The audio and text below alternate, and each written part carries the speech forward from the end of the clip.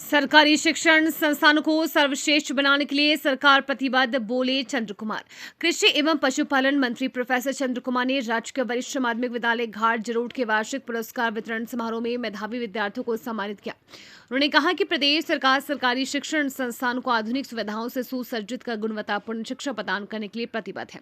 सरकार कम संख्या वाले स्कूलों को बेहतर निकटवर्ती संस्थानों से जोड़ने तथा विद्यार्थियों के आवागमन का खर्च वहन करेगी। प्रत्येक विधानसभा क्षेत्र में डे बोर्डिंग स्कूल खोले जा रहे हैं और सरकारी स्कूलों में अंग्रेजी माध्यम व सीबीएसई पाठ्यक्रम शुरू किया जा रहा है। मंत्री ने सांस्कृतिक कार्यक्रमों के लिए 15,000 रुपए और नए टॉयलेट निर्माण हेतु 2 लाख रुपए देने की घोषणा भी की। नूरपुर से रघुनाथ शर्मा की रिपोर्ट। ज्वाली का सीनियर सेकेंडरी स्कूल और नगरोटा का सीनियर सेकेंडरी स्कूल, और चरणबद्ध तरीके से हम जो हमारे सीनियर सेकेंडरी स्कूल जहाँ तादाद अच्छी है, सारे सब्जेक्ट में इनको भी हम सीबीएसई के तहत लाएंगे और हम नए कोर्सेज जो सीबीएसई में आ रहे हैं उस तरह के टीचर्स जिनको जो है वो ट्रेनिंग दे करके इन स्कूलों में लगाएंगे।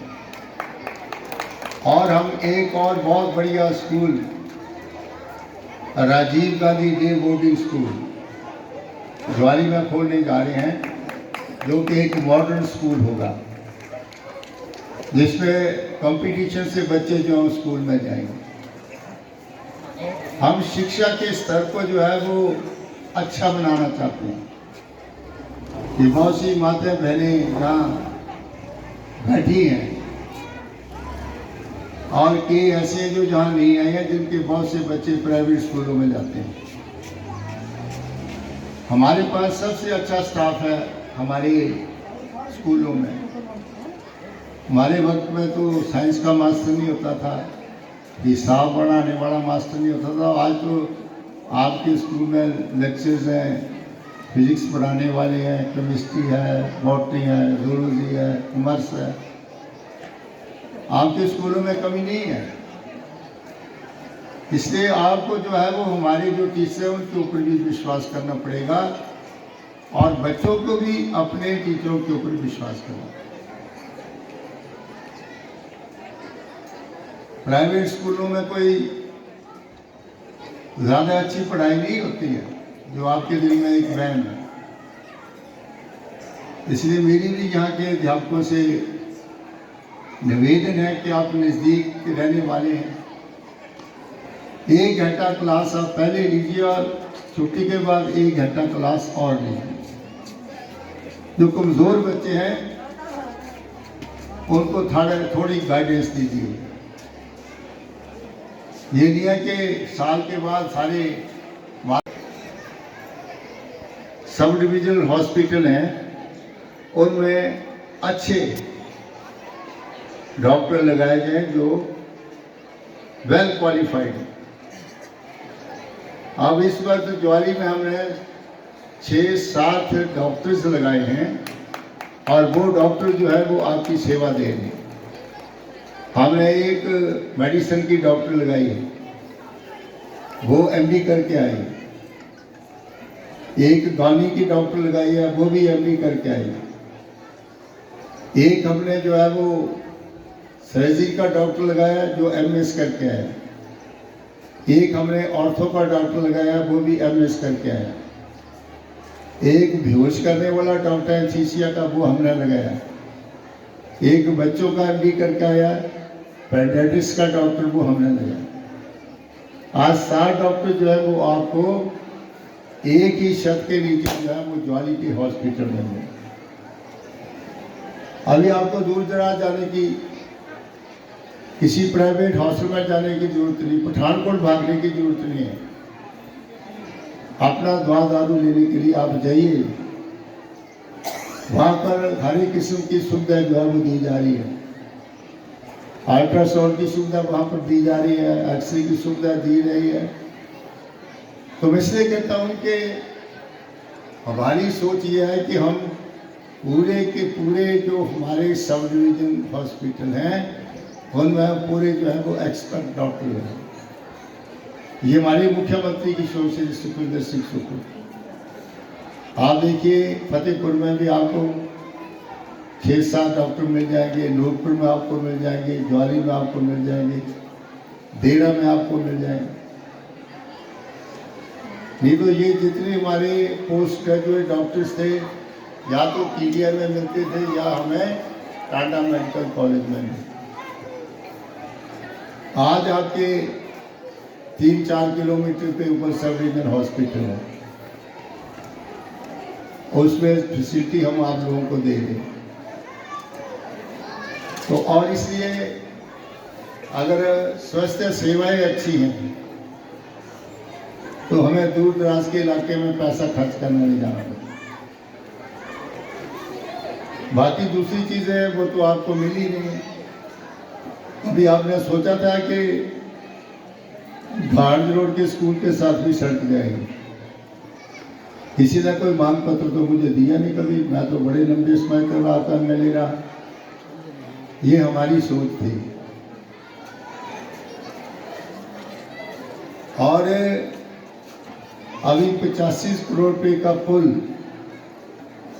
गज खंड के ऊपर हमने सैंक्शन कर दिया, जिसका काम बड़ी जल्दी करना। यहाँ हमारी प्रधान बैठी है, वहां पर एक बुजुर्ग चौधरी, हम अपनी मीटिंग करके चले गए तो मुझे इसको कहने लगा कि ये पुल बन गया है, गप्पा मारी की चली है, मेरे जीते जी बन गया। मैं क्या उसको कह दो कि तुम जीते रहो, पुल आप जरूर देख के जाओगे। आज वो पुल बनने जा रहे हैं। हमने इस सड़क का रिकॉर्ड टाइम के ऊपर जो है वो बनाया ताकि हमारे रेलवे लाइन के नीचे के लोग जो रहने वाले हैं उनको आने जाने की सुविधा हो। आज ये सड़क बन के तैयार हो गई। इसमें बीच में कुछ लोग उसको रोक रहे थे, अब उसको भी हमने BBMP से क्लियरेंस ले लिया। अब ये बड़ी सड़क बनी। और इसी साल मुख्यमंत्री ने कहा कि आपका ये पुल तैयार हो जाता है तो मैं अगला पुल भी देर खंड का पुल जो कि 100 करोड़ से बना है उसको भी मैं सैंक्शन करूँ। अब हमारी दूरी कितनी रह जाएगी? बिल्कुल कम दूरी होगी एक दूसरे से मिलने की।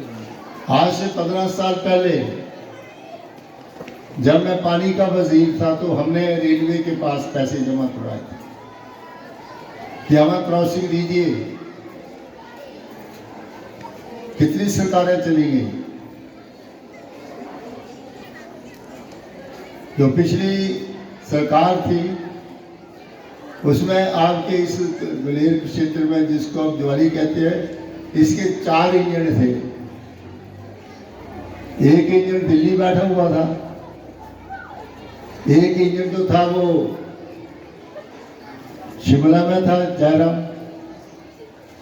एक आपका इंजन जो था वो सुधाता में था ठाकर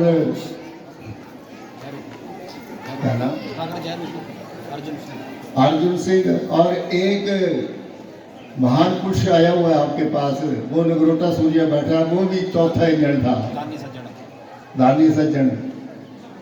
लेकिन आपको क्रॉसिंग नहीं मिली। जब मैं दोबारा मंत्री बन के आया तो मैंने अपने एक्शन को कहा कि ये क्रॉसिंग का क्या मसला है। कहते ये रेलवे वाले देते नहीं। मैं क्या नूरपुर से लेके ग्वालियर तक सारे पानी के कनेक्शन जो है वो रेलवे को काट दो। मैंने रेलवे के सारे कनेक्शन कटवा दिए। हालत उनकी ये हो गई स्टेशन मास्टरों की के पानी कहाँ से ले। कोई ट्रकों से ढोने लगे, कुछ से लोड़ने लगे, गाड़ियों को पानी ना मिले। और दिल्ली सरकार जो है थोड़ी रेलवे डिपार्टमेंट हिला। बात क्या है, उन्होंने मेरी एक्शन के पास उनका अफसर आया कि जी आपने हमारा पानी, कहता हमने 15 साल से पैसा जमा कराया, आपने क्रॉसिंग नहीं हमें दी, इसलिए हमें पानी नहीं हमारे पास। आज वो क्रॉसिंग मिली है, आज जरूरत में क्रॉसिंग मिली है हमें। ये हमारे लीज के जो जितने ट्यूबवेल हमने लगाए हैं, इन ट्यूबवेलों का पानी उस क्रॉसिंग से जाएगा, ऊपर जाकर के अम्ब्रेला के टैंक में और पड़ेगा, और यही आगे जाकर के बलुआ को पानी जाएगा। इसके बाद हमने जो है वो नगरोटा सूरिया से आगे खब्बल की क्रॉसिंग ली है,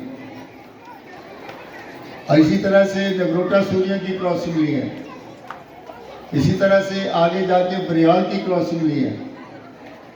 आज उनको जो है वो क्रॉसिंग देनी पड़ी है और इन ट्यूबवेलों का पानी ऊपर के इलाकों में जा रहा है।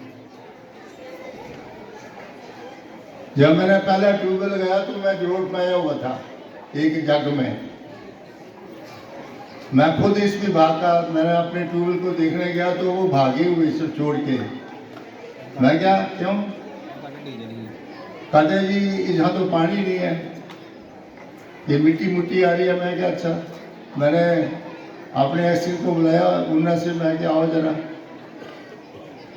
तो मैंने कहा क्या रिपोर्ट है? कहते जी वहाँ पानी है ही नहीं। अच्छा, मैं तो देखेगा। मैंने क्या, वहाँ तो पानी है, नीचे से रेत आ रही है, बजरी आ रही है, क्यों नहीं पानी?